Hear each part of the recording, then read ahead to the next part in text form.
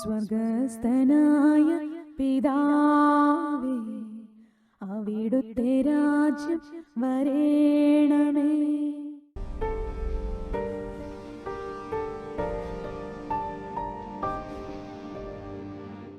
ഈസ്റ്ററിൻ്റെ 4ാം ഞായറാഴ്ച, fourth Sunday off Easter, ഉത്ഥാനത്തിൻ്റെ സന്തോഷം പേർന്നവരാണ് നമ്മൾ. നമുക്കറിയാം, തിരുവചനത്തിലെ ഉത്ഥാനത്തിൻ്റെ സന്തോഷമായി മഗ്ദലന മറിയം ഓടി തൻ്റെ കൂടെയുള്ളവരോട് വിളിച്ചു പറയാൻ, അവൻ ജീവിക്കുന്നു, അവൻ മരിച്ചുയർത്ത് ജീവിക്കുന്നു എന്ന്. നമുക്കറിയാം, അപ്പസ്തോലന്മാർക്ക് പെന്തക്കോസ്ത അഭിഷേകത്തിന് ശേഷമാണ് ഈ ഒരു ധൈര്യം കിട്ടുന്നത്, അവൻ ജീവിക്കുന്നു എന്ന് പ്രഘോഷിക്കാൻ. അപ്പസ്തോല പ്രവർത്തനങ്ങളിലൂടെ ഈ ദിവസങ്ങളിലൊക്കെ ആഗോള സഭയിലെ വിശുദ്ധ കുർബാനയിലെ വായനയിലൂടെ കടന്നു പോകുമ്പോൾ ഈ ഞായറാഴ്ചയും ഒന്നാമത്തെ വായന അപ്പസ്തോല പ്രവർത്തനം 13ാമത്തെ അധ്യായത്തിൽ നിന്നാണ്. സഭ പൗലോസും കൂട്ടരും അന്ത്യോക്യയിൽ കർത്താവിൻ്റെ വചനവുമായി കടന്നു ചെന്നപ്പോൾ അവിടെ അവർക്ക് വലിയ പ്രതിസന്ധികൾ നേരിടേണ്ടി വന്നു. കാരണം യഹൂദരുടെ സിനഗോഗിൽ അവർ കയറി ചെന്നപ്പോൾ സിനഗോഗ് അധികാരികൾ അവരോട് പറഞ്ഞു, ഞങ്ങൾക്ക് എന്തെങ്കിലും ജനങ്ങളോട് സംസാരിക്കാനുണ്ടെങ്കിൽ സംസാരിക്കാമെന്ന് പറഞ്ഞപ്പോൾ പൗലോസ് എഴുന്നേറ്റ് നിന്ന് യേശുവിനെ കുറിച്ച്, അതായത് പഴയ നിയമത്തിന് യഹൂദരുടെ നിയമത്തിലും പ്രവാചക ഗ്രന്ഥങ്ങളും എഴുതപ്പെട്ടിരിക്കുന്ന വചനത്തിന്റെ പൂർത്തീകരണമായിട്ടാണ് യേശു ക്രിസ്തു ലോകത്തിൽ വന്നത്, അവൻ ക്രിസ്തുവാണ് എന്ന് സ്ഥാപിക്കാൻ ശ്രമിച്ചു. ഇന്നത്തെ സുവിശേഷം ഇന്നത്തെ ഒന്നാമത്തെ വായന അപ്പസ്തോല പ്രവർത്തനങ്ങളിൽ 13ാമത്തെ അധ്യായം 43 തൊട്ടാണ്. സിനഗോഗിലെ സമ്മേളനം പിരിഞ്ഞപ്പോൾ പല യഹൂദരും യഹൂദമതത്തിൽ പുതുതായി ചേർന്ന ദൈവഭക്തരായ പലരും പൗലോസിനെയും ബർന്നബാസിനെയും അനുഗമിച്ചു. അവരാകട്ടെ അവരോട് സംസാരിക്കുകയും ദൈവകൃപയിൽ നിലനിൽക്കുവാൻ അവരെ പ്രേരിപ്പിക്കുകയും ചെയ്തു. അടുത്ത സാബത്തിൽ ദൈവവചനം ശ്രവിക്കാൻ നഗരവാസികൾ എല്ലാവരും തന്നെ സമ്മേളിച്ചു. ജനക്കൂട്ടത്തെ കണ്ടപ്പോൾ യഹൂദർ അസൂയ പൂണ്ട് പൗലോസ് പറഞ്ഞ കാര്യങ്ങൾ എതിർക്കുകയും അവനെ ദുഷിക്കുകയും ചെയ്തു. ഇത് വലിയൊരു മേഖലയാണ്, അസൂയ. സാത്താന്റെ പ്രവർത്തനം അസൂയയിലൂടെയാണ്. ഇന്ന് സഭയിലും വ്യക്തികളിലും കുടുംബങ്ങളിലും പള്ളികളിലും എവിടെയും ഈ അസൂയയാണ്. എന്ന് പറയുമ്പോൾ ജനങ്ങൾ തങ്ങളോടൊപ്പം ആയിരുന്ന അത്രയും നാളും ഈ സിനഗോഗ് അധികാരികളുടെ കൂടെ അവർ പറയുന്നതൊക്കെ കേട്ടുകൊണ്ട് ജനങ്ങളവിടെ യേശുവിനെ കുറിച്ച് പ്രസംഗിച്ചപ്പോൾ ജനം മുഴുവനും, നഗരം മുഴുവനും പൗലോസിന്റെയും ബർന്നബാസിന്റെയും സമ്മേളനത്തിൽ ഒത്തുകൂടിയപ്പോൾ, അല്ലെങ്കിൽ ദേവാലയത്തിൽ പോലും അവരെ ശ്രവിക്കുന്നതും അവരെ അനുഗമിക്കാൻ ആഗ്രഹിക്കുന്നതും കണ്ടപ്പോൾ ഈ യഹൂദ പ്രമാണികൾക്ക് അവിടെയും അസൂയ തോന്നി. ഇത് തന്നെയായിരുന്നല്ലോ യേശുവിനെ ക്രൂശിക്കാനായിട്ട് അന്നും യേശുവിൻ്റെ കാലത്ത്, യേശുവിൻ്റെ സുവിശേഷ പ്രഘോഷണ സമയത്തൊക്കെയും അസൂയ പൂണ്ടിട്ടാണ് അവർ യേശുവിനെ മരണത്തിന് വിധിച്ചത്. ഇന്ന് നമ്മൾ ലോകത്തിൽ പ്രവർത്തിക്കുന്ന കാണുന്ന ഒരു ദുരാത്മാവാണ് അസൂയയുടെ ദുരാത്മാവ്. സത്യത്തെ എതിർക്കാനായിട്ട് നമ്മൾ ആയിരിക്കുന്ന പഴയ മനോഭാവത്തിൽ, ഇടുങ്ങിയ മനോഭാവത്തിൽ, ഇരുട്ടിന്റെ മനോഭാവത്തിൽ ഇരുന്നുകൊണ്ട് അത് മതി, കൂടുതലൊന്നും ആരും അറിയേണ്ട ആവശ്യമില്ല എന്ന് പറയുന്ന ഒരു മേഖല. അസൂയ പൂണ്ട് അവരെ ദുഷിക്കുകയും അസൂയ പൂണ്ട് പൗലോസ് പറഞ്ഞ കാര്യങ്ങളെ എതിർക്കുകയും, ദൈവവചനം ഒന്നും പരിശോധിച്ച് നോക്കുന്നതല്ല, അസൂയ പൂണ്ട് പൂർണ്ണമായി എതിർക്കുകയാണ്. അവന്റെ കാര്യമൊന്നും ഇവിടെ നമുക്ക് കേൾക്കേണ്ട ആവശ്യമില്ല, ഞങ്ങൾ പറയുന്നത് നിങ്ങൾ കേട്ടാൽ മതി എന്ന് പറഞ്ഞു. ഇന്ന് പലയിടത്തും അങ്ങനെയാണ്. സഭകളിലും സമൂഹങ്ങളിലൊക്കെ യേശുവിനെ കുറിച്ച് കേൾക്കാനായിട്ട് ആർക്കും താല്പര്യമല്ല. നമ്മൾ പറയുന്നത് അങ്ങ് അംഗീകരിച്ചാൽ മതി എന്നുള്ളൊരു. എന്നാൽ പരിശുദ്ധാത്മാവ് നമുക്ക് വെളിപ്പെടുത്തലിന്റെ ജ്ഞാനത്തിന്റെ ആത്മാവാണ് പരിശുദ്ധാത്മാവ് എന്ന് പറയുമ്പോൾ. ജ്ഞാനം എന്ന് പറയുമ്പോൾ ദൈവവചനത്തിൽ മറഞ്ഞിരിക്കുന്ന പല കാര്യങ്ങൾ, ഇത്രയും നാളും വായിച്ചതും കേട്ടതുമായ പല കാര്യങ്ങളും അതിൻ്റെ ഉള്ളടക്കം, അതിൻ്റെ ഉള്ളു തുറന്ന് നമുക്ക് വെളിപ്പെടുത്തി തരുന്ന പരിശുദ്ധാത്മാവിൻ്റെ ഒരു പ്രവൃത്തിയുണ്ട്. നമുക്കറിയാം, ഈ നാളുകളിൽ അനേക വൈദികര സഭയിൽ, കത്തോലിക്ക സഭയിലും അല്ല സുവിശേഷ പ്രഘോഷകരൊക്കെയും ചില കാര്യങ്ങൾ നമുക്ക് വെളിപ്പെടുത്തുമ്പോൾ ഇതുവരെയും എത്ര നാളായ വചനം കേൾക്കുന്നു, എന്നാൽ ആദ്യമായിട്ടാണ് ആ വചനത്തിൻ്റെ അന്തരാർത്ഥം ഗ്രഹിക്കാൻ സാധിച്ചത്. നമ്മൾ പലപ്പോഴും ആനന്ദിക്കാറുണ്ടല്ലേ അങ്ങനെയുള്ള പല കാര്യങ്ങളും തിരിച്ചറിഞ്ഞു കഴിയുമ്പോൾ. അതുതന്നെയാണ് ഇവര് പരിശുദ്ധാത്മാവിലാണ് സംസാരിച്ചത്. അതുകൊണ്ട് കേട്ടിരുന്ന ജനങ്ങളുടെ ഉള്ളിലേക്ക് ആഴത്തിൽ ഇറങ്ങിച്ചെന്നുകൊണ്ട് അവിടെ ഇത് ഫലം പുറപ്പെടുവിച്ചു. ഇതിനാണ് സംഭവിച്ചത്. അപ്പോൾ പൗലോസും ബർണ്ണബാസും ധൈര്യപൂർവ്വം ഇങ്ങനെ പറഞ്ഞു. യഹൂദരെ എതിർത്തപ്പോൾ, യഹൂദ പ്രമാണികള്, സിനഗോഗ് അധികാരികൾ എതിർത്തപ്പോൾ പൗലോസും ബർണ്ണബാസും അവരോട് ധൈര്യപൂർവ്വം പറഞ്ഞു, ദൈവവചനം ആദ്യം യഹൂദരോട് പ്രസംഗിക്കുക ആവശ്യമായിരുന്നു, എന്നാൽ നിങ്ങൾ അത് തള്ളിക്കളയുന്നത് കൊണ്ടും. ഇന്നും അങ്ങനെയല്ലേ നമ്മളായിരിക്കുന്ന ചില സെറ്റപ്പിൽ അങ്ങ് പോയാൽ മതി, കുഴപ്പമൊന്നും ഇല്ല എന്ന് ചിന്തിക്കുന്ന ഒരു കാഴ്ചപ്പാടുണ്ട്. പ്രത്യേകിച്ച് നമ്മൾ ഈ നാളുകളിലെ കൂടുതലായും നമുക്ക് പുതിയൊരു മാർപ്പാപ്പ ലിയോ 14 മാർപ്പാപ്പായുടെ വലിയൊരു അഭിഷേകം എന്ന് പറയുന്നത് എന്താ വെച്ചാൽ, ലിയോ 14 മാർപ്പാപ്പ അഗസ്റ്റീനിയൻ ഓർഡറാണ്. എന്ന് പറഞ്ഞാൽ സെയിന്റ് അഗസ്റ്റിന്റെ ജീവിത രീതിയെ അനുകരിക്കുന്നവരാണ്. സെയിന്റ് അഗസ്റ്റിൻ നമുക്കറിയാം ഏറ്റവും വലിയ പാപിയായിരുന്നവൻ, ഏറ്റവും വലിയ മാനസാന്തരത്തിലേക്ക് വന്നൊരു വ്യക്തിയാണ്. അപ്പൊ യേശുവിന്റെ പ്രഭാഷണം, യേശു പ്രസംഗിച്ചത് ആദ്യമായി മാനസാന്തരപ്പെടുവിൻ, ദൈവരാജ്യം സമീപിച്ചിരിക്കുന്നു എന്നാണ്. ഈ അഗസ്റ്റിനും ഞാനിടയ്ക്ക് ഓർപ്പിച്ചായിരുന്നു, വിശുദ്ധ അംബ്രോസ് എന്ന മിലാനിലെ ബിഷപ്പിന്റെ പ്രസംഗം കേട്ടപ്പോഴും അവിടെയും കേട്ട വചനം, റോമർക്കുള്ള ലേഖനം 13 അധ്യായം 11 തൊട്ടുള്ള വചനം. അപ്പോൾ നിദ്ര വിട്ടുണരേണ്ട മണിക്കൂറാണല്ലോ ഇത്. നമ്മുടെ ശരീരത്തെ പാപത്തിലേക്ക് നയിക്കുന്ന കാര്യങ്ങളിൽ ചിന്തിച്ചിരിക്കാതെ നമ്മൾ ദൈവവചനം ധ്യാനിച്ചുകൊണ്ട് പാപത്തിന്റെ വഴിയിൽ നിന്നും പുറത്തു വരൂ, മാനസാന്തരപ്പെടൂ. രാത്രി കഴിയാറായി, പകൽ സമീപിച്ചിരിക്കുന്നു, ഇനിയും നിങ്ങൾ രാത്രിയുടെ പ്രവർത്തികൾ, ഇരുട്ടിന്റെ പ്രവർത്തികൾ ചെയ്യരുത് എന്ന് പറയുന്ന ആ വചനം അദ്ദേഹത്തിന്റെ ഉള്ളിലേക്ക് ആഴത്തിൽ ഇറങ്ങിച്ചെന്നപ്പോൾ വലിയ മാനസാന്തര അനുഭവം അദ്ദേഹത്തിനുണ്ടായി. അതിന്റെ കാരണം അദ്ദേഹത്തെ ഈ സെയിന്റ് അംബ്രോസിന്റെ പ്രസംഗമൊക്കെ അഗസ്റ്റിന് ഇഷ്ടമായിരുന്നു. അപ്പോൾ അദ്ദേഹത്തിന്റെ പ്രസംഗമൊക്കെ കേട്ടുകൊണ്ട് പിന്നെ വിശുദ്ധ അന്തോനീസ്, അതായത് മരുഭൂമിയിലെ വിശുദ്ധ അന്തോനീസ്, അദ്ദേഹം ആ കാലഘട്ടത്തിൽ ഒരു വിശുദ്ധനായിരുന്നു.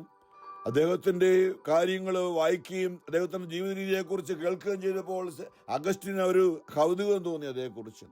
അപ്പൊ അങ്ങനെ ദൈവികമായ ചിന്തകളുമായി മിലാനിലെ ഒരു തോട്ടത്തിലൂടെ, ഒരു പൂന്തോട്ടത്തിലൂടെ നടക്കുമ്പോൾ പെട്ടെന്നൊരു സ്വരം കേട്ടു. അഗസ്റ്റിൻ എടുക്കുക, വായിക്കുക, take it and read it. അങ്ങനെ ആ വാക്ക് കേട്ടപ്പോഴാണ് ചെന്ന് എടുത്ത് ബൈബിൾ തുറന്ന് വായിച്ചപ്പോഴാണ് ഈ വചനവും കിട്ടിയത്. റോമർ 13:14 മാനസാന്തരപ്പെടേണ്ട ആവശ്യം. അദ്ദേഹം റോമിലെ ബിഷപ്പായ വിശുദ്ധ അംബ്രോസിന്റെ അടുത്ത് ചെന്ന് ആ സമയത്ത് ഈസ്റ്റർ വിജിലില് മാമോദീസ സ്വീകരിച്ച ആദ്യമായിട്ട് ഈ അഗസ്റ്റിൻ. അപ്പൊ അങ്ങനെ നമുക്കറിയാം മോനിക്ക പുണ്യവതിയുടെ പ്രാർത്ഥനയൊക്കെ അഗസ്റ്റിനെ ഏറ്റവും വലിയ പാപിയായിരുന്നു, ചെയ്യാത്ത പാപങ്ങളൊന്നുമില്ല. അതുപോലെ 33 വയസ്സുവരെയും പാപത്തെ ജീവിച്ചിരുന്ന അഗസ്റ്റിൻ. അപ്പൊ നമുക്ക് വലിയ പ്രചോദനമാണ്. ഞാൻ വിചാരിക്കും എപ്പോഴും ഈ ലിയോ 14 മാർപ്പാപ്പായുടെ പ്രാർത്ഥന, വിശുദ്ധ അഗസ്റ്റീനോസേ ഈ സഭയ്ക്ക് വേണ്ടി പ്രാർത്ഥിക്കണമേ എന്ന് പറയുമ്പോൾ ഓർത്ത് നോക്കിയിട്ട് എന്തുമാത്രം മാനസാന്തരങ്ങളാണ് ഒരുപക്ഷെ നടക്കാൻ പോകുന്നത്. സെയിന്റ് അഗസ്റ്റീൻ തീർച്ചയായിട്ടും പാപികളുടെ മാനസാന്തരത്തിന് വേണ്ടി ആഗ്രഹിക്കുകയും പ്രവർത്തിക്കുന്ന വിശുദ്ധനാണ്. ഇത് കാലഘട്ടത്തിന്റെ ഒരു പ്രത്യേകതയായിട്ട്. അപ്പോൾ ഈ ദിവസങ്ങളിലൊക്കെ നമ്മുടെ ബാപ്പ ലിയോ 14 പറയുന്നതാണ്, വചനം പോയി മിഷനറി പ്രവർത്തനം അല്ലെങ്കിൽ ജനങ്ങളുടെ ഇടയിലേക്ക് ഇറങ്ങിച്ചെന്നുകൊണ്ട് കർത്താവിന്റെ വചനത്തെക്കുറിച്ച് അവർക്ക് ബോധ്യം കൊടുക്കുക. വചന പ്രഘോഷണം, അതിന്റെ പ്രാധാന്യത്തെക്കുറിച്ച് വളരെ ഊന്നി പറയുന്ന ഒരു പാപ്പയാണ് ലിയോ 14. നമ്മൾ ഇടവകയും സമൂഹവും ഒക്കെ കൂടുതലായി ദൈവ വചനത്തിൽ വളരണമെന്നുള്ള ഒരു പ്രബോധനമായിരിക്കും കൂടുതലായി നമ്മൾ കേൾക്കാൻ പോകുന്ന ലിയോ 14 മാർപ്പാപ്പ ഇന്നും. അപ്പോൾ ഇന്ന് നമ്മൾ കേട്ട ഈ പൗലോസും ബർണ്ണബാസും അവിടെ നിന്നും അവര് യഹൂദര് അസൂയ കൊണ്ട് അവരെ ബഹളം വെച്ച് അവിടെ ഉണ്ടായിരുന്ന ഇങ്ങനെയാണ് സംഭവിച്ചത്.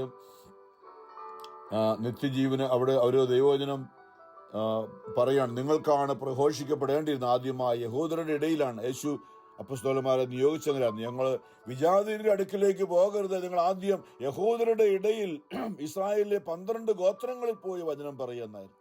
അതനുസരിച്ചാണ് യേശുവിന്റെ വാക്കനുസരിച്ചാണ് അവർ സിനഗോഗിൽ വന്ന് യഹൂദരോട് വചനം പറഞ്ഞുകൊണ്ടിരുന്നത്. എന്നാൽ അത് തള്ളിക്കളഞ്ഞു. യേശു തന്നെ പറഞ്ഞിട്ടുണ്ട് ഒരു കാര്യം, ആരെങ്കിലും നിങ്ങളുടെ വാക്ക് കേൾക്കുന്നില്ലെങ്കിൽ അവർക്കെതിരെ സാക്ഷ്യത്തിനായി നിങ്ങളുടെ കാലിലെ ചെരുപ്പിൻ്റെ അടിയിലെ പൊടി തട്ടിക്കളയുക. അവർക്കെതിരായിട്ട് നിങ്ങൾക്ക് സാക്ഷ്യത്തിനായിട്ട്, ദൈവത്തിന് സാക്ഷ്യത്തിനായിട്ട് നിങ്ങളെ ഉൾക്കൊണ്ടില്ല എന്ന് ഭൂമിയുടെ കർത്താവ് പറയണം. ഇതാ ഞങ്ങൾ അത് പൗലോസ് പറയാണ്, നിങ്ങളത് തള്ളിക്കളഞ്ഞു. അന്ത്യോക്യയിലെ യഹൂദരോട് പറയാണ്, ഇതാ നിങ്ങൾ ക്രിസ്തുവിനെ കുറിച്ചുള്ള പ്രബോധനം നിങ്ങൾ തള്ളിക്കളഞ്ഞിരിക്കുന്നു. ഇതാ ഞങ്ങൾ വിജാതിയരുടെ അടുക്കലേക്ക് തിരിയുന്നു. കാരണം കർത്താവ് ഞങ്ങളോട് ഇങ്ങനെ കൽപ്പിച്ചിരുന്നു, ഭൂമിയുടെ അതിർത്തികൾ വരെ രക്ഷ വ്യാപിക്കുന്നതിന് വിജാതിയർക്കൊരു ദീപമായി നിന്നെ ഞാൻ സ്ഥാപിച്ചിരിക്കുന്നു. ഈ വാക്കുകൾ കേട്ടപ്പോൾ വിജാതിയർ സന്തോഷഭരിതരായി കർത്താവിന്റെ വചനത്തേക്ക് പ്രകീർത്തിച്ചു. നിത്യജീവന് നിയോഗം ലഭിച്ചവരെല്ലാം വിശ്വസിക്കുകയും ചെയ്തു. കർത്താവിന്റെ വചനം ആ നാട്ടിലെല്ലാം വ്യാപിച്ചു. എന്നാൽ യഹൂദന്മാർ ബഹുമാന്യരായ ഭക്തസ്ത്രീകളെയും നഗരത്തിലെ പ്രമാണികളെയും പ്രേരിപ്പിച്ച് പൗലോസിനെയും ബർണ്ണബാസിനും എതിരായി പീഡനം ഇളക്കിവിടുകയും അവരെ ആ നാട്ടിൽ നിന്ന് പുറത്താക്കുകയും ചെയ്തു. അവർ തങ്ങളുടെ പാദങ്ങളിലെ പൊടി അവർക്കെതിരെയായി തട്ടിക്കളഞ്ഞിട്ട് ഇക്കോണിയത്തിലേക്ക് പോയി. ശിഷ്യന്മാർ ആനന്ദത്താലും പരിശുദ്ധാത്മാവിനാലും നിറഞ്ഞവരായി. നമുക്കറിയാം, യേശുവിനോടും ഇത് തന്നെയാണ് ചെയ്തത്. യോഹന്നാൻ സുവിശേഷത്തിൽ അതേക്കുറിച്ച് ഇങ്ങനെ എഴുതി വെച്ചിട്ടുണ്ട്. യോഹന്നാൻ 1-ാമത്തെ അധ്യായം 9 ഇങ്ങനെ പറയുന്നുണ്ട്, എല്ലാ മനുഷ്യരെയും പ്രകാശിപ്പിക്കുന്ന യഥാർത്ഥ വെളിച്ചം ലോകത്തിലേക്ക് വരുന്നുണ്ടായിരുന്നു. അവൻ ലോകത്തിലായിരുന്നു, ലോകം അവനിലൂടെ സൃഷ്ടിക്കപ്പെട്ടു, എങ്കിലും ലോകം അവനെ അറിഞ്ഞില്ല. അവൻ സ്വജനത്തിന്റെ അടുത്തേക്ക് വന്നു, എന്നാൽ അവർ അവനെ സ്വീകരിച്ചില്ല. എന്നാൽ അടുത്തവനും പറയാണ്, തന്നെ സ്വീകരിച്ചവർക്കെല്ലാം, അവന്റെ നാമത്തിൽ വിശ്വസിക്കുന്നവർക്കെല്ലാം ദൈവമക്കളാകാൻ അവൻ കഴിവ് നൽകി. അവർ ജനിച്ചത് രക്തത്തിൽ നിന്നോ ശാരീരിക അഭിലാഷത്തിൽ നിന്നോ പുരുഷന്റെ ഇച്ഛയിൽ നിന്നോ അല്ല, ദൈവത്തിൽ നിന്നത്രയും. വീണ്ടും ജനനം നമ്മൾ ഇടയ്ക്കൊക്കെ ചിന്തിച്ചായിരുന്നല്ലോ, എങ്ങനെയാണ് വീണ്ടും ജനിക്കുക? ദൈവത്തിന്റെ മക്കളായി ജനിക്കണമെന്ന്. നമ്മൾ ജഡികരായി ജനിച്ച നമ്മൾ ദൈവപിതാവിന്റെ ഉള്ളിൽ, അല്ലെ, അമ്മയുടെ ഉള്ളിൽ നിന്നും ഭൂമിയിലേക്ക് പ്രവേശിച്ചതുപോലെ ദൈവപിതാവിന്റെ ഹൃദയത്തിന്റെ ഉള്ളിൽ ഇവനെന്റെ പ്രിയ പുത്രനാകുന്നു, ഇവനെന്റെ പ്രിയ പുത്രിയാകുന്നു എന്ന് ലോകത്തിന് നമ്മളെ സമർപ്പിക്കത്തക്ക വിധം ദൈവപിതാവിന്റെ ഉള്ളിൽ നമ്മൾ കയറണം. ദൈവപിതാവ് നമ്മെ ലോകത്തിന് നൽകട്ടെ, യേശുവിനെ ലോകത്തിന് നൽകിയതുപോലെ. ഇതാണ് നമ്മൾ ദൈവമക്കളാകുക. വീണ്ടും വചനം മാംസമായി നമ്മുടെ ഇടയിൽ വസിച്ചു, അവന്റെ മഹത്വം നമ്മൾ ദർശിച്ചു. കൃപയും സത്യവും നിറഞ്ഞതും പിതാവിന്റെ ഏകജാതന്റേതുമായ മഹത്വം. യോഹന്നാൻ അവർക്ക് സാക്ഷ്യം നൽകിക്കൊണ്ട്, സ്നാപകനാൻ അവർക്ക് സാക്ഷ്യം നൽകിക്കൊണ്ട് വിളിച്ചു പറഞ്ഞു, ഇവനെ പറ്റിയാണ് ഞാൻ പറഞ്ഞത്, എന്റെ പിന്നാലെ വരുന്നവൻ എന്നേക്കാൾ വലിയവനാണ്, കാരണം എനിക്ക് മുമ്പ് തന്നെ അവൻ ഉണ്ടായിരുന്നു. അവന്റെ പൂർണ്ണതയിൽ നിന്ന് നാമെല്ലാം കൃപയ്ക്കുമേൽ കൃപ സ്വീകരിച്ചിരിക്കുന്നു. എന്തുകൊണ്ടെന്നാൽ നിയമം മോശ വഴി നൽകപ്പെട്ടു, കൃപയും സത്യവുമാകട്ടെ യേശു ക്രിസ്തു വഴി ഉണ്ടായി. ദൈവത്തെ ആരും ഒരിക്കലും കണ്ടിട്ടില്ല. പിതാവുമായി ഗാഢബന്ധം പുലർത്തുന്ന ദൈവം, ഇത് ഒരു കാര്യമാണ്. യേശു ക്രിസ്തുവിനെ ദൈവമായി, അല്ലെ, പലർക്ക് സംശയമുണ്ട്. യോഹന്നാൻ സ്ലീഹ ഏറ്റുപറയുന്ന സുവിശേഷത്തില് യോഹന്നാന്റെ സുവിശേഷം 1-ാമത്തെ അധ്യായം 18 ദൈവത്തെ ആരും ഒരിക്കലും കണ്ടിട്ടില്ല, പിതാവുമായി ഗാഢബന്ധം പുലർത്തുന്ന ദൈവം തന്നെയായ ഏകജാതനാണ്. യോഹന്നാൻ പറയാണ്, പിതാവുമായി ഗാഢബന്ധം പുലർത്തുന്ന ദൈവം തന്നെയായ ഏകജാതനാണ് അവിടുത്തെ വെളിപ്പെടുത്തിയത്. നമ്മളുടെ ജീവിതത്തിലും നമ്മൾ അറിഞ്ഞ ഈ ദൈവിക സ്നേഹം, അനേകർ ഭൂമിയിൽ അത് ആരും അനുവദിക്കുന്നില്ല. പക്ഷെ നമ്മളുടെ ജീവിതത്തിൽ കഴിഞ്ഞ ചിന്തിച്ചു, ദൈവജനം നമ്മുടെ പ്രഘോഷിക്കുക, നമ്മുടെ ജീവിക്കുക, പ്രഘോഷിക്കുക നമ്മുടെ കടമയാണെന്ന് പറഞ്ഞിരിക്കുന്നു. നമ്മുടെ ദൈവവചനം നഷ്ടപ്പെട്ടു പോകുന്നവരാണ് നമ്മുടെ തകർച്ച. ഇതിങ്ങനെ മനസ്സിലാക്കാൻ വേണ്ടി ഞാൻ പറയാറുണ്ട്, ഒരു പാലത്തിന്റെ തൂണുകൾ, ആ പാലം, ഒരു ചതുപ്പ് നിലത്ത് ഒരു പാലം, അതിലൂടെ കടന്നു പോകാൻ വേണ്ടി പാലം പണിയുമ്പോൾ ആ പാലത്തിന് ഉയർന്ന തൂണുകളിലാണ് ആ പാലം, അല്ല ആ ചതുപ്പ് നിലത്തൂടെയുള്ള വഴി, നമ്മൾ വലിയ ഒരു ചതുപ്പ് നിലത്തിന് മുകളിലൂടെ നമ്മൾ കോൺക്രീറ്റ് കൊണ്ടൊക്കെ ഉള്ള, അല്ലെ, അതിൽ ആ തൂണിലാണ് നിൽക്കുന്നത് എന്ന് പറഞ്ഞ പോലെ ഇന്ന് നമ്മളുടെ ജീവിതത്തില് ദൈവവചനമാകുന്ന തൂണുകളിലാണ് നമ്മളുടെ ജീവിതത്തിന്റെ വഴിത്താരം, തിരുസഭയുടെ വഴിത്താരം. വചനമാകുന്ന തൂണുകളിൽ എബ്രായർ 1 പറഞ്ഞു, ദൈവം തൻ്റെ ശക്തിയുള്ള വചനത്താൽ എല്ലാത്തിനെയും താങ്ങി നിർത്തിയിരിക്കുന്നു എന്നാണ്. ദൈവവചനമാണ് നമ്മുടെ ജീവിതത്തിന്റെ വഴിത്താരയുടെ തൂണ്. ദൈവവചനം ഇല്ലാത്തപ്പോഴാണ് നമ്മൾ തകർന്നു വീഴുന്നത്. ദൈവവചനം ഇല്ലാത്തപ്പോൾ മുമ്പോട്ടുള്ള വഴി തകർന്നു പോവുകയാണ്. പാലം പോയാൽ മുമ്പോട്ട് പോകാൻ പറ്റില്ലല്ലോ. നമ്മുടെ ജീവിതം മുമ്പോട്ട് പോകാനായിട്ട് നമ്മുടെ ദൈവവചനത്തിൽ അടിയുറച്ച് നിൽക്കുമ്പോഴാണ് നമുക്കൊരു വഴിയാണ്. വഴിയും സത്യവും ജീവനുമായ യേശു, അവൻ വചനം തന്നെയാണ്. ആ വഴി യേശുവാണ്. അത് വചനം പാലിക്കുമ്പോഴാണ് അവനെ നമുക്ക് സ്വന്തമായി കിട്ടുക. പൗലോസ്ലീഹ വീണ്ടും റോമിൽ ചെന്നപ്പോൾ അവരോട് പറഞ്ഞൊരു വാക്യമുണ്ട്. റോമർക്കുള്ള ലേഖനം 10-ാമത്തെ അധ്യായം ഇങ്ങനെ പറയുന്നുണ്ട് 14, തങ്ങൾ വിശ്വസിച്ചിട്ടില്ലാത്ത ഒരുവനെ അവർ എങ്ങനെ വിളിച്ചപേക്ഷിക്കും? തങ്ങൾ ഇതിനെ കേട്ടിട്ട് പോലും ഇല്ലാത്ത ഒരുവനെ അവർ എങ്ങനെ വിളിച്ചപേക്ഷിക്കും? ഒരിക്കലും കേട്ടിട്ടില്ലാത്തവനിൽ എങ്ങനെ വിശ്വസിക്കും? അടുത്ത വചനം പറയാണ്, നമ്മളെക്കുറിച്ച് ദൗത്യമാണ്, പ്രസംഗകനില്ലാതെ എങ്ങനെ കേൾക്കും? അയക്കപ്പെടും. നമ്മുടെ ജോലി സ്ഥലത്ത് അനേക ഇടങ്ങളിൽ എന്ന് പറയുമ്പോൾ ഒരു മൈക്ക് കെട്ടി പ്രസംഗമാണെന്നല്ല, നമ്മുടെ ജീവിത സാക്ഷ്യം. നമ്മൾ മറ്റുള്ളവരോട് എന്തെല്ലാം കാര്യങ്ങൾ നമ്മൾ അനുദിനം രാഷ്ട്രീയം എന്തെല്ലാം കാര്യങ്ങൾ പറയുന്നുണ്ട്. അപ്പോൾ നമ്മൾ അതിനോടുകൂടെ യേശു ക്രിസ്തുവിൻ്റെ സ്നേഹത്തെക്കുറിച്ച് എല്ലാവരോടും നമ്മൾ ഒരു വാക്യമുണ്ട്, നമ്മളെപ്പോഴും കാണുമ്പോൾ സഭയിൽ ഈശോ മിശിഹായ്ക്ക് സ്തുതിയായിരിക്കട്ടെ, അല്ലെങ്കിൽ നമ്മൾ പ്രൈസ് ദ ലോർഡ് എന്നൊക്കെ പറയുന്നില്ലേ, അതൊരു സുവിശേഷ പ്രഘോഷണം. 2 വാക്കിൽ ഉള്ള സുവിശേഷ പ്രഘോഷണം തന്നെയാണ്. അപ്പോൾ കേൾക്കുന്നവർ നമ്മൾ ദൈവത്തെ മഹത്വപ്പെടുത്തുകയാണ്. ഈശോ മിശിഹായ്ക്ക് സ്തുതിയായിരിക്കട്ടെ എന്ന് പറയുമ്പോൾ നമ്മൾ കാണുന്ന വ്യക്തിയിൽ നിങ്ങളിൽ യേശുവിൻ്റെ സാന്നിധ്യം ഞാൻ കാണുന്നു, നിങ്ങളിലുള്ള ഈശോയ്ക്ക് ഞാൻ സ്തുതി പറയുന്നു എന്നാണ്, അല്ലെങ്കിൽ നിങ്ങളുടെ വിശ്വാസത്തെ ഞാൻ പ്രകീർത്തിക്കുന്നു എന്നാണ്, നിങ്ങളിലുള്ള യേശുവിൻ്റെ വിശ്വാസത്തെ ഞാൻ അതോട് സന്തോഷിക്കുന്നു എന്നാണ് ആ വാക്കിൻ്റെയൊക്കെ അർത്ഥം. നമ്മളത് ഒരുപക്ഷെ കാലക്രമേണ നമ്മൾ അതിൻ്റെ പ്രസക്തി മറന്നുപോയിട്ടുണ്ട്. ഒരാളെ കാണുമ്പോൾ നമ്മൾ ഈശോ മിശിഹായ്ക്ക് സ്തുതിയായിരിക്കട്ടെ എന്ന് പറയുമ്പോൾ, ഒരുപക്ഷെ ഒരു ക്രിസ്ത്യാനിയെ കാണുമ്പോൾ സാധാരണ ഇന്ന് നമുക്ക് പ്രൈസ് ദ ലോർഡ് എന്ന് നമ്മൾ പറഞ്ഞത് ആ ഒരു വാക്കുകൊണ്ട് തീരുന്നതല്ല. നമ്മളതിൻ്റെ അർത്ഥം ഗ്രഹിച്ചുകൊണ്ട് പറയാനും കേൾക്കുന്നവരും അത് ഗ്രഹിച്ചുകൊണ്ട് ആ സുവിശേഷം ദൈവത്തെ, നിങ്ങളെ പ്രതി ഞാൻ ദൈവത്തെ സ്തുതിക്കുന്നു എന്നാണ്. അല്ലയോ സഹോദര സഹോദരി, അല്ലയോ ഈ ഭവനമേ, നിങ്ങളെ ഓർത്ത് ഞാൻ ദൈവത്തെ സ്തുതിക്കുന്നു എന്നാണ് നമ്മൾ പറയുന്നത്. എത്ര മനോഹരമാണ്, മഹത്വമാണ്. അത് തന്നെ പ്രഘോഷണമാണ്, അത് തുടക്കമാണ് പ്രഘോഷണത്തിൻ്റെയും. അപ്പോൾ വചനം പറയുകയാണ്, പൗലോസ് പറയുകയാണ്, അയക്കപ്പെടുന്നില്ലെങ്കിൽ എങ്ങനെ പ്രസംഗിക്കും? സുവിശേഷം പ്രസംഗിക്കുന്നവരുടെ പാദങ്ങൾ എത്ര സുന്ദരമെന്നാണല്ലോ എഴുതപ്പെട്ടിരിക്കുന്നത്. എന്നാൽ എല്ലാവരും സുവിശേഷം അനുസരിച്ചില്ല. കർത്താവെ, ഞങ്ങളുടെ സന്ദേശം കേട്ടിട്ട് വിശ്വസിച്ചവൻ ആരാണ് എന്ന് ഏശയ്യാ ചോദിക്കുന്നുണ്ടല്ലോ. ആകയാൽ വിശ്വാസം കേൾവിയിൽ നിന്നും, ഇത് വലിയ വചനമാണ്.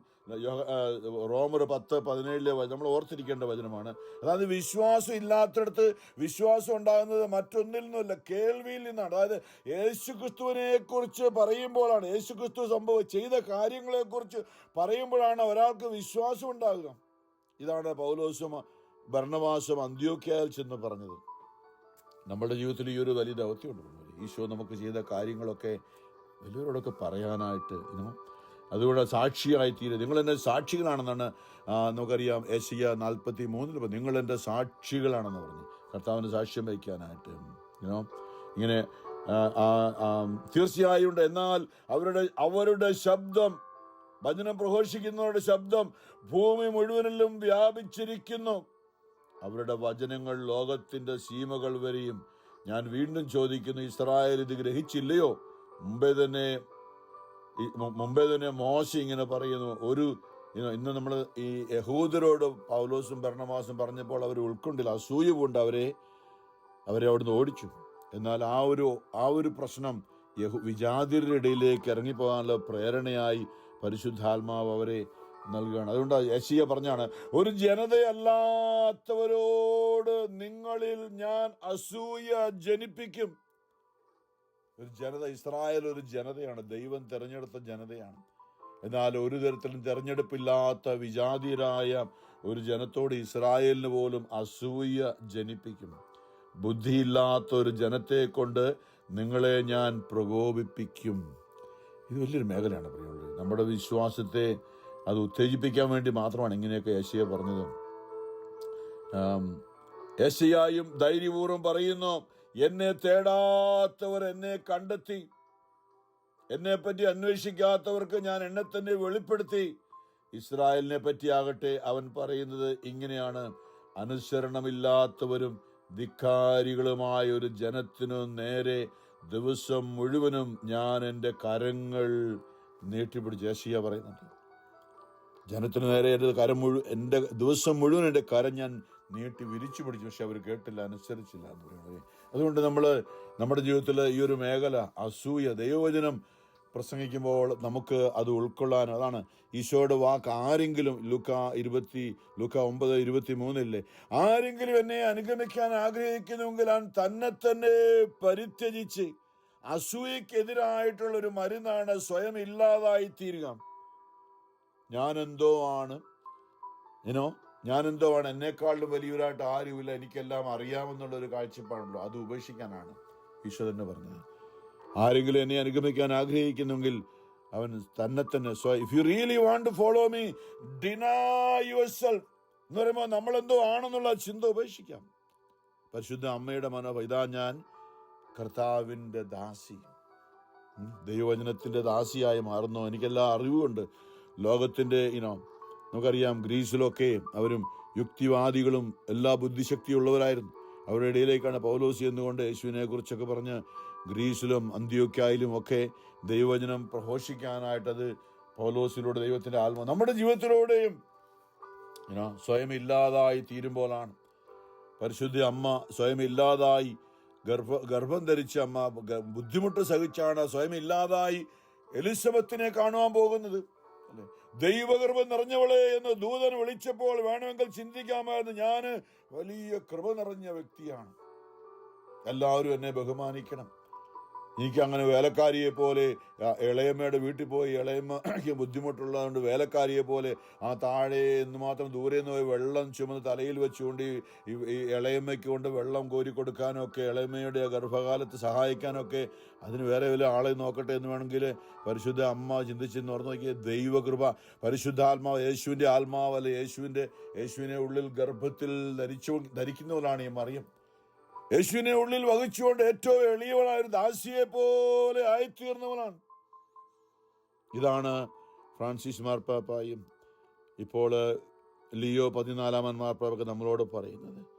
യേശു ദൈവവചനത്തിന് വേണ്ടി ദാസരായി തീരുക, എളിമയിലേക്ക് ഇറങ്ങി വരിക എന്നാണ്. ഈശോ ദാസിയായി മാറിയത് എന്നും സുവിശേഷത്തിൽ നമുക്കറിയാം. ഈശോ വിശുദ്ധ കുർബാനയെക്കുറിച്ചാണ് ഈ ദിവസങ്ങളിലൊക്കെ നമ്മളെ ഓർമ്മിപ്പിക്കുകയാണ്. സുവിശേഷം യേശു കുദാശയായി ഒന്നുമില്ലാത്തവനായി മാറിയതാണ്. ഇന്നലെയൊക്കെ ചിന്തിച്ചു, ഇതെങ്ങനെ എൻ്റെ ശരീരം ഭക്ഷിക്കും എന്നൊക്കെ പറഞ്ഞുകൊണ്ട് അവനെ എല്ലാവരും വിട്ടുപോയി. യോഹന്നാൻ 6:66 പറയുന്നുണ്ട്, എല്ലാവരും അവൻ്റെ കൂടെ ആയിരക്കണക്കിന് ആൾക്കാർ എൻ്റെ ശരീരം നിങ്ങൾ ഭക്ഷിക്കണം, എൻ്റെ രക്തം പാനം ചെയ്യണമെന്നപ്പോൾ അത് മനസ്സിലാക്കാൻ പറ്റാതെ ഇവനെ ഞങ്ങൾ കൊല്ലണമോ, ഇവന്റെ ശരീരം ഇവന്റെ മാംസം ഭക്ഷിക്കണം, ഇവന്റെ രക്തം കുടിക്കണം എന്നൊക്കെ പറയുമ്പോൾ ഇവന് സുബോധം പോയി എന്ന് പറഞ്ഞുകൊണ്ട് അവനെ അനുഗമിച്ച് എല്ലാവരും അവനെ വിട്ടുപോയി. ഇന്നും അങ്ങനെയല്ലേ? വിശുദ്ധ കുർബാനയെക്കുറിച്ച് അനേകർക്ക് ഗ്രഹിക്കാൻ പറ്റാത്തതുകൊണ്ടാണ് ഞാൻ പറയും സഭ വിട്ടുപോയത്. അനേകർ സഭയ്ക്ക് പുറത്തു പോയത് ഇത് ഉൾക്കൊള്ളാൻ പറ്റാതെയാണ്. ഇത് ചുമ്മാതെയാണ്. ഇതൊന്നും റിയലി കർത്താവിൻ്റെ ശരീരവും കർത്താവിൻ്റെ ജീവനുള്ള സാന്നിധ്യവും ഒന്നും അല്ല വിശുദ്ധ കുർബാന. അത് ഉൾക്കൊള്ളാൻ പറ്റാതെ അനേകർ സഭയിൽ നിന്നും പുറത്തുപോയി. ഈശോ എന്ന് സുവിശേഷത്തിൽ ഓർപ്പിക്കുന്ന യോഹന്നാൻ 10-ാമത്തെ അധ്യായത്തിലേക്ക് വന്നൊരു കർത്താവ് പറയാണ്, എൻ്റെ ആടുകൾ എൻ്റെ ആടുകൾ, നിങ്ങൾ അവരെ യേശുവിനെ എതിർക്കുന്നവരോട്, അല്ലേ, നീ ക്രിസ്തു ആണെങ്കിൽ വ്യക്തമായി ഞങ്ങളോട് പറയുക. യഹൂദർ യേശുവിനെ പ്രകോപിപ്പിക്കാൻ ശ്രമിക്കുകയാണ്. ഞാൻ നിങ്ങളോട് പറഞ്ഞു, എന്നിട്ട് നിങ്ങൾ വിശ്വസിക്കുന്നില്ല. എൻ്റെ പിതാവിൻ്റെ നാമത്തിൽ ഞാൻ ചെയ്യുന്ന പ്രവൃത്തികൾ എനിക്ക് സാക്ഷ്യം നൽകുന്നു, എന്നാൽ നിങ്ങൾ വിശ്വസിക്കുന്നില്ല. കാരണം നിങ്ങൾ എൻ്റെ ആടുകളിൽ പെടുന്നവരല്ല.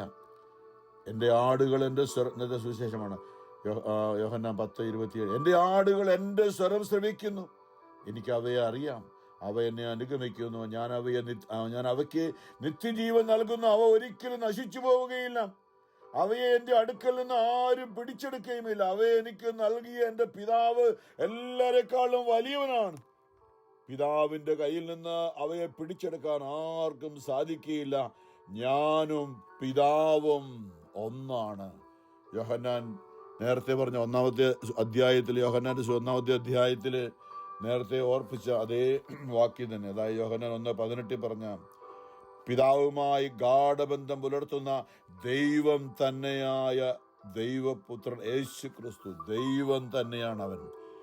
അവനിന്ന് വിശുദ്ധ കുർബാനയിൽ ദൈവം എഴുന്നള്ളിയിരിക്കുന്നു. ഭൂമിയും ആകാശവും സൃഷ്ടിച്ച ദൈവം വിശുദ്ധ കുർബാനയിൽ എഴുന്നള്ളിയിരിക്കുന്നു. പരിശുദ്ധ പരമാ ദീവകാരുണ്യ നാഥനായ ഈശോയ്ക്ക് എന്നേരവും ആരാധനയും സ്തുതിയും പുകഴ്ചയും ഉണ്ടായിരിക്കട്ടെ.